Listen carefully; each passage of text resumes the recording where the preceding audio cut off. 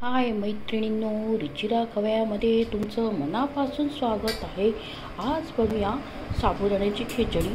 साबुदाणे म्हणजे ते पण खूप फायदे आहे। साबुदाण्यापासून आपल्याला वजन वाढवण्यास मदत होते, पचनक्रिया सुधारण्यास मदत होते, बीपीसाठी पण फायदा आहे। साबुदाण्यात कार्बोहायड्रेट आणि स्टार्चचे प्रमाण जास्त असते, त्यामुळे ऊर्जा वाढते। असे भरपूर साबुदाण्यामध्ये फायदे।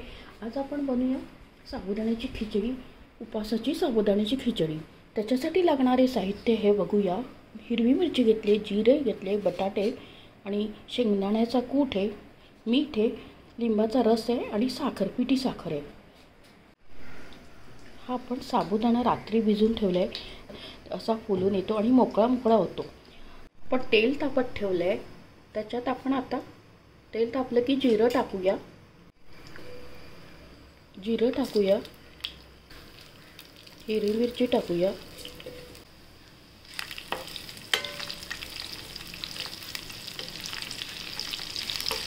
आपण दोन मोठे बटाटे बारीक चिरून घेतले, ते टाकूया। आता आपण हे बटाटे टाकले, ते सगळं जरा हलवून घेऊया आणि आपण त्याच्यात आता 2 मिनिटं झाकण ठेवूया, म्हणजे बटाटे आपले चांगले शिजतील। आता आपण झाकण काढूया, साबुदाणा टाकूया आणि तूप टाकूया, पिठी साखर आहे, हलवून घेऊया व्यवस्थित।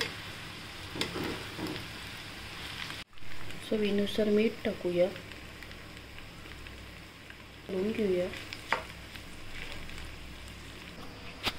लिंबाचा रस टाकूया, त्याच्यावर झाकण ठेवूया आपण 2 मिनिटं। ठेवूया झाकण, आपली खिचडी बघा बत्ताशे आणि खायची अशी खिचडी झाली आहे। आता आपण प्लेटमध्ये काढूया।